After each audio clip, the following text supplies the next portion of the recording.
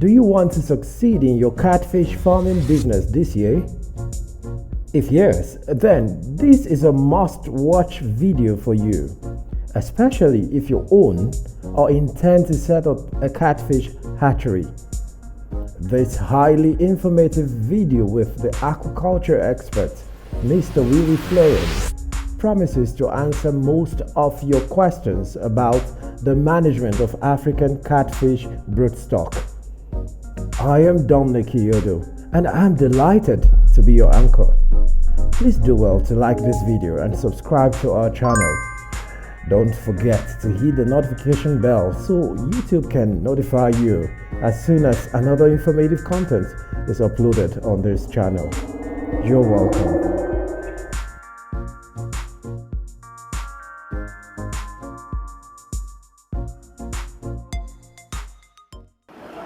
Good morning, Dominic. Hi, good morning, sir. Welcome to our farm again, Aqua Gardens. Yes, it's always a delight to be here. It has been long that we did a podcast about our subject today. Yes, and I was looking forward to this very one.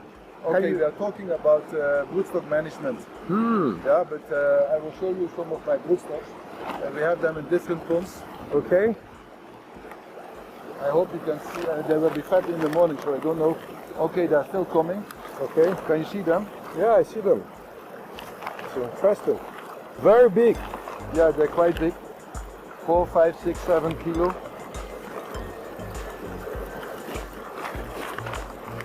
In this farm we have actually 3 broodstock ponds. Okay. These ones are the ones they are active. We're using them. These ones we are just restocking them. They will be the future broodstock. Okay. They don't eat much because there are not many inside. So this will be the next set of broodstock. And these ones are not performing anymore. I go to another line of broodstock. But I don't see anything here. There's fish inside, but the ones we have inside are actually heterobrandis. What does that mean? Different catfish, heterobrandis longophilis. But by Thursday next week, I will also start stocking Clarias gariepinus. Oh, that's and those heterobrandis, they are shy. They only eat very well in the night, not in the daytime. So you don't recommend them as much as you recommend the Clarias? I do better with the Clarias, to be honest. Oh, okay. But let's see also my triangle. There's also active broodstock. Okay.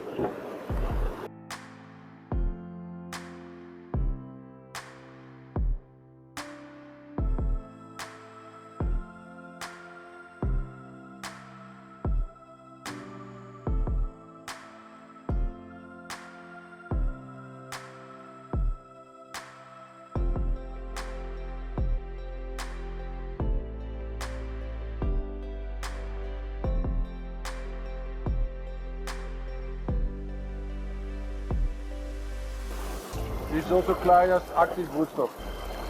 Oh, I see. Yeah, Clarias gariepinus. Clarias gariepinus. So today we talk about feeding, about keeping them, density, about so many things. Interesting. A lot of our viewers have made requests for a video on feeding, and I'm sure that they're looking forward. Also another video. Okay. We talk about feeding the normal catfish. Oh, I see. So today I want to focus this first interview you have with me. I'm focusing on feeding the broodstock because I see so many people having problems with that. Indeed. Because they neglect the broodstock, and that means the starting point is not okay. Interesting. Everything starts with good quality sperm, milk, and good quality egg. And if you don't have that, you will not see any fish in the farm. I see. So that's why I want to start from the beginning. Well, I look forward to more insights about how feeding affects the quality of your broodstock products. I think we do that in a different environment because it's a bit noisy here, right? I agree with you. Okay, I agree with you.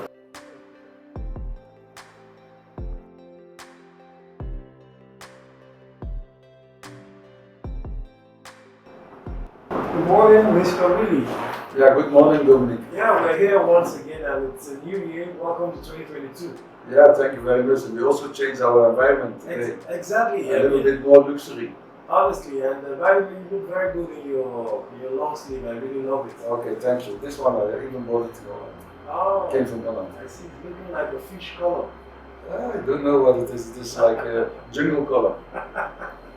And we are now in the office of Indigo. One of the brands of feed which are coming up. Indeed. I see their feet and I can tell that they will do very well hopefully. We are testing. We are on the testing phase. Okay. And you know the proof of the pudding is in the eating. So I don't want to make too much talk. Let's see how the result comes out. That's how it goes. Wow. But today we're not talking about, we're talking about a subject which is very important. Yes. You know, we want to talk about broodstock management of African catfish. This is interesting. I am excited about it because each time I think about it, the subject of broodstock, I think about too many factors to consider. I think about a lot of things, and I'm so happy we have created the time for this video this time. Yeah, exactly. This is the problem I have, because almost on a weekly basis people are asking me, can you sell some of your broodstock? Because I don't have good broodstock. So, but you know, my farm, we have our own hatchery. Yes. We have our own grow-out. I told you last year we produced 300,000 kilos. So I don't keep broodstock for other people. I have the broodstock for myself. So when I start selling my broodstocks, yes, that means I'm cutting down my own production and I will end up with empty tanks. Because I don't keep a very large quantity of broodstock, for the reason is that it is very expensive to rear them. And that's what I want to talk about today. Yeah, when you have an hatchery or you have a farm where you hatch your own fish for your own grow-out, broodstock is something you shouldn't neglect. Because everything starts with your broodstock. Good quality gametes, good quality milk, good quality egg. This is interesting. So I took down a couple of very interesting points I don't want to miss out on. So while we go on this conversation about broodstock management, I will of course be referring to some of the notes I took down. Of course, still tied to some of the requests you've all been making. A lot of people have sent us emails asking specific questions, and we'll do our best to answer them in this video with Mr. Willy Fleuren. So I think we should start by how do you select your fish? Thank you. Yeah, I think that is the starting point. Yes, please. So how do we select good fishes that will become good broodstocks? Okay, so what I do in my own farm, I select from a batch for my own table-sized fish. When I see the results are very good, I do, let me say, top selection. I just take the best females out from that batch. Okay. Those fish are around 8 months old from egg stage, 2 to 3 months in the nursery, okay, hatchery nursery, and 5 months in the grow-out. So they are just 8 months old. Okay. Those fish, as they are, they cannot perform. They will not give any good result. Okay. So now you select them, you put them in your broodstock facility, a broodstock pond. Yes. Yeah, and you grow them for another 4 months. That is what I want, is the minimum age. Okay. So when my fish is 2 kilo when I select them from the grow out, in 4 months time they can reach 3 kilo, even 4 kilo. So and those fish are in a different environment. Okay, you either separate them from the other. Yeah, I separate them and I don't stock them in high density like I do with the table-sized fish. That's interesting. So I stock maybe 10, 15 pieces per square meter. Okay. Yeah, later on when they get to 6, 7 kilo, I even have to reduce it to 5 to 8 pieces per square meter. So from one batch I can take females. From another batch which is not related, I can take the males. So I don't use full sips that I have brothers and sisters which will be the next generation. No, I'm not doing that. Even I can go to another farm which is not related to my own genetics, yes, and take out the males. I see. But I prefer to always take out my own females from my own farm. Yes. And if I take males, I can take them from another farm. Okay. But to be on the safe side, you have to keep them in quarantine for some months before you add them to your own stocks. I see. That is biosecurity. I see. So you see now the number of ponds I have. You see already I have one pond where I'm training broodstock, yes, till they become active broodstock. Yes. That is a period of 4 months. Okay. Okay. Then I have my active broodstock, which I have 2 ponds. I see. I see them. Then, if you want to do it very well, you should also have a pond where you have your resting broodstock. That are the broodstock, especially the females, Okay. because the females, after you use them, they don't die. Okay. But they have no egg again. Okay. You want to put them in a separate tank where they can recover, so that in 2-3 months time they can have a new set of egg. You know, let me also talk about the egg production of the catfish. In the nature, they predominantly spawn only in the rainy season. Okay. It's a rainwater season spawner. That is actually Naturally, once a year, Okay. or maybe 2 times a year in the rainy season. But when you keep them in captivity and you use hormones, you can actually spawn the fish throughout the year.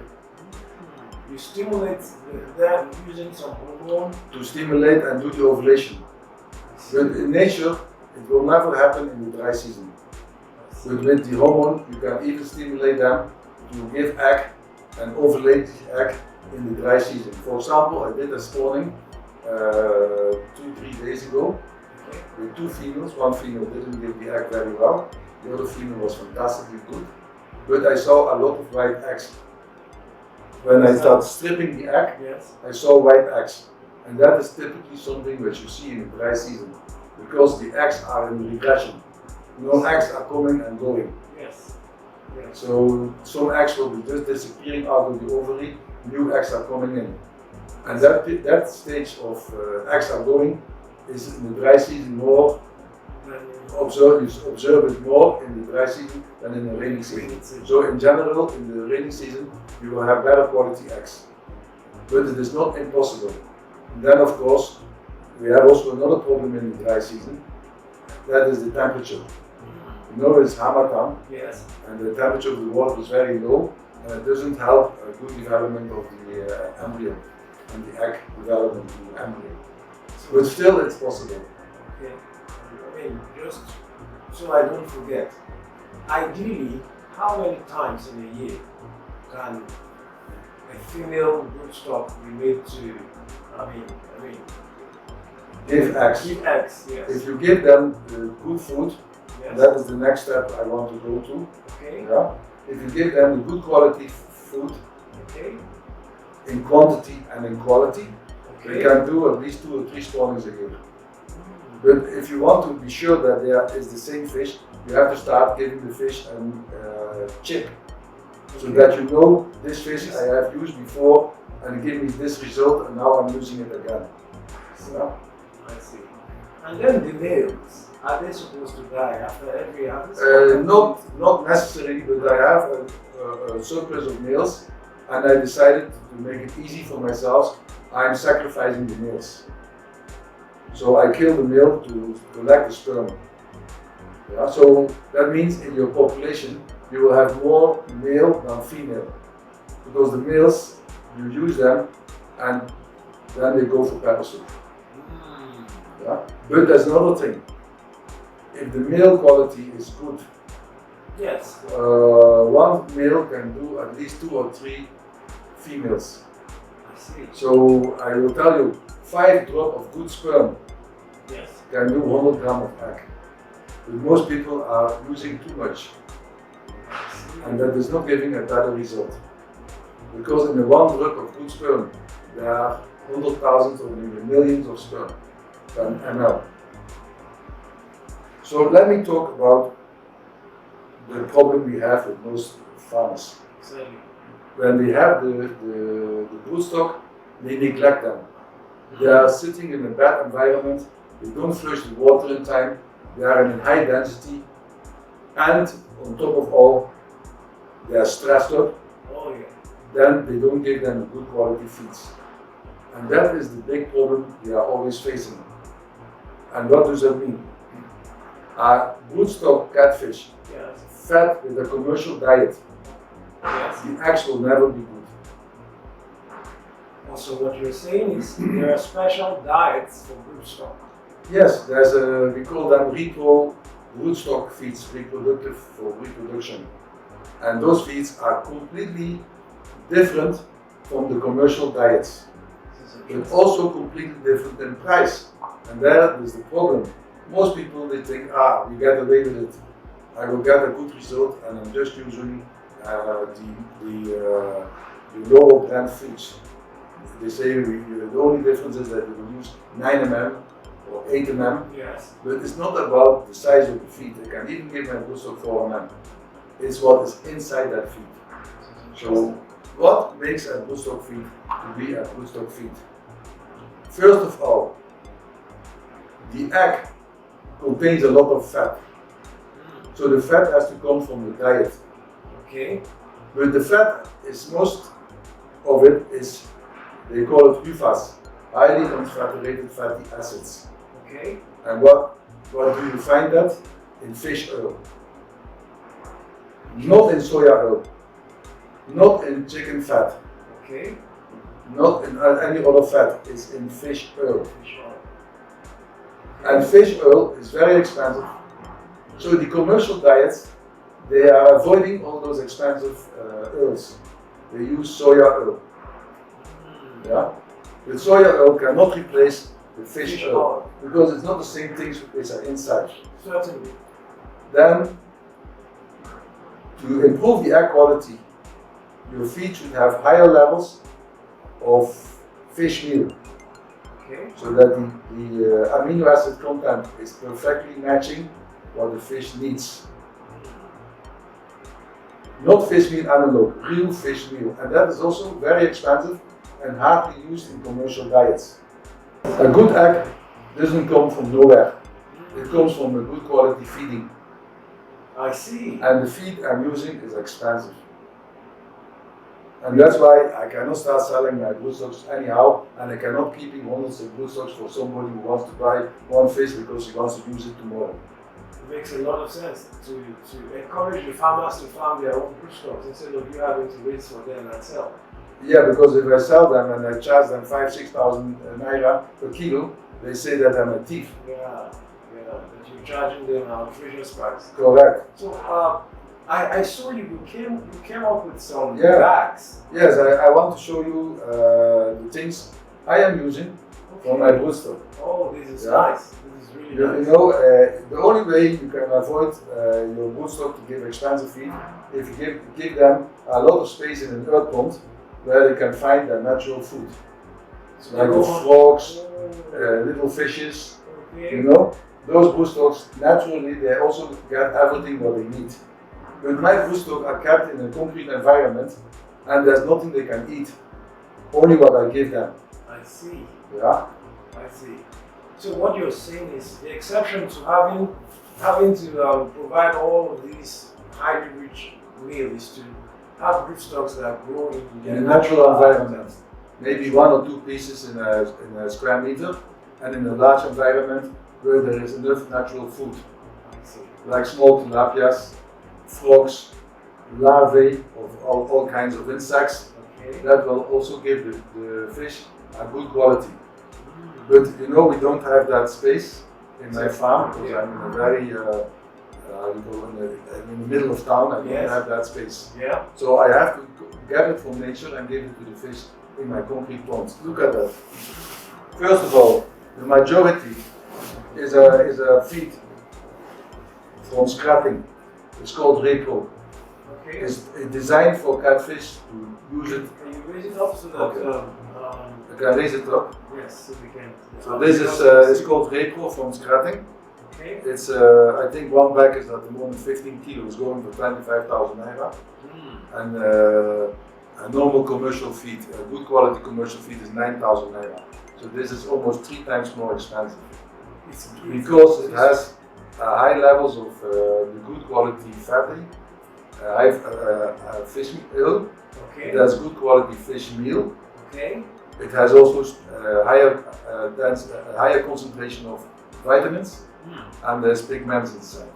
This is interesting. If you use this feed on your broodstock for 5–6 weeks, you see that your eggs are getting darker. I see. So that is the one I use. Okay. Then I still top it up.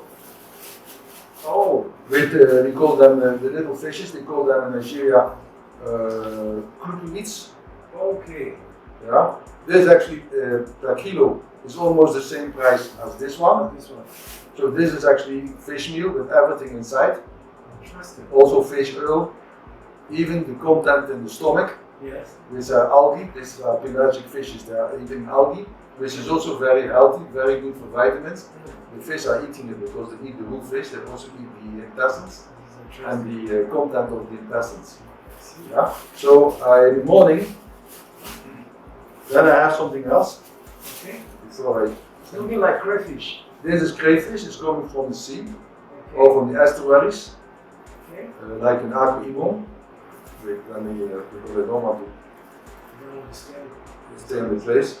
You see small crayfish. This has a lot of pigments inside. You can see carotenoids. It's orange. It's pink. Exactly. Very good antioxidant. Improves the egg quality. And I know some farmers are using it, but they don't even know what it is. No, they get results, but they don't know the reason behind it. It is the carotenoids inside this animal which make the egg quality become better. So, for farmers that don't have repo, for instance, the repo from spreading, if they feed their fishes, their broodstocks with a mix of the crayfish and the fish meal, would that still give them the results necessary for? Yes, but I like the mixture. Okay. To be on the safe side. So, and actually, if you don't want, I also use a good quality commercial feed to add it up. Okay. So this one, normally I use it as a mix. So I start in the morning, I will give some of this. Some of the crayfish mix. And then more of the croup meats. So this bag is already 5,000 naira. Oh, It's not a joke. I see. Yeah. I see. So then in the afternoon and in the evening, we're giving a mixture of the repo with the commercial feed. So this is quite a lot of work. Indeed, indeed. And then it is very important that the females they need it really. But the males don't need that really. So what you do is you have if you do it commercially and you do it effectively, you keep the males different from the females, but you keep just a few males in the female population. What does that do Because I want the interaction, the stimulation. Oh. Because catfish produce pheromones. So they stimulate each other. I see. Yeah? I see. So that's why I want a few male inside the female. I will give you a joke. If you have a prison with only men, some men even become homosexual. Exactly. Because they have to put the prick in something. Then they will use a small boy. So I don't want that situation for my fish. Yeah. You know, I put just a few male inside my female population. Of course, they will eat the expensive feed. Not a problem because there are not too many. I guess. So that means you have a population that dominated with males, yes, which are getting less of this food. High quality. Yeah. Okay. That is how to economize without reducing your quality of your eggs. Now, typically, how old can a broodstock serve you before they become useless? Yeah, there's a difference between male and female. Of course, the male I kill. So if I keep it for 3-4 years, then I'm just actually wasting as well. Because I'm feeding them for 4 years, they get over big. Yeah. But the problem is with the males, that's my experience. If they're getting older than 3 years old, the quality of my sperm is reducing. So I love to use the males at the age of 1 to 2 years. But the female can grow even up to 4 years old and can still give you a very good egg. Actually, the egg size is increasing with the size of the fish and also with the age. So I don't use small females. So. I mean, does that apply to the male also? The bigger the male, the more the sperm? No, the sperm is even getting worse. Oh. The testicles of the catfish, they're getting thick with tissue. They're not fluid. So you open it with a surgical blade and the fluid is not coming out. Everything has become tissue. I see. and that is not a good quality sperm. And then even the concentration of the sperm is not high, because when you look at in the microscope, because you can see the quality of the sperm under the microscope. Because what is quality of sperm is the motility, how they go around. The mobility. The mobility, yes, sorry, the mobility. Sperm taken from the testes doesn't move like mammals. The sperm is moving immediately when it comes out. But the sperm of a catfish doesn't move till you add water. Oh. When you change the osmotic concentration, the salt concentration, it triggers, activates the sperm to start to move. That is the moment they want to start fertilizing egg. Yeah? This is interesting. To be honest, I must say that I'm finding this conversation really exciting. And you know, from all you said, I mean, you've been able to shed so much light on the determinants for egg quality, for good egg quality. Let me say something about the egg quality. Yeah. How do you see that the egg quality is not good? Yes. And then the egg quality is good. Now, if the egg quality is not good, your fertilization rate and your hatching rate will be very low. Even if you give the fish normal commercial diet, it will still produce a lot of egg. So it doesn't affect the quantity of the eggs. It is the quality of the eggs. So you see a very bad fertilization rate, that is the first step. You see a bad hatching rate, yes. Then you have to understand, when the egg hatch, it will not eat, then you talk about a fry. Yeah? A fertilized egg hatch becomes fry. Yolk sac fry. Yolk sac fry means it will eat the yolk before it starts eating exogenous, outside. That is the food you're going to give them. Okay. Starter feeds, we call it. Okay. So now, the yolk sac is a result of all this thing. The quality, the nutrients. The nutrient in the yolk sac is this. I guess. They eat, they are what they eat. So if the yolk sac is missing all those essential nutrients, the development of the embryo, because the yolk sac fry has no mouth. The mouth will come after they take the yolk for themselves, they resolve the yolk. Yes. If they're missing essential nutrients, the fish will not have a mouth or doesn't have a functional intestine. You see fry not eating. They can be very active, but after 4 or 5 days it's over, they die. And you will not see any food in the belly. I see. Or they hatch and they die the next day. Or they delay in dying. After 7, 8, 9 days, they can still die. The moment they die after 1 week or 2 weeks, other factors can also play an important role.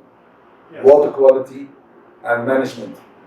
So like you were saying, the hardness of the water is as a result of what exactly?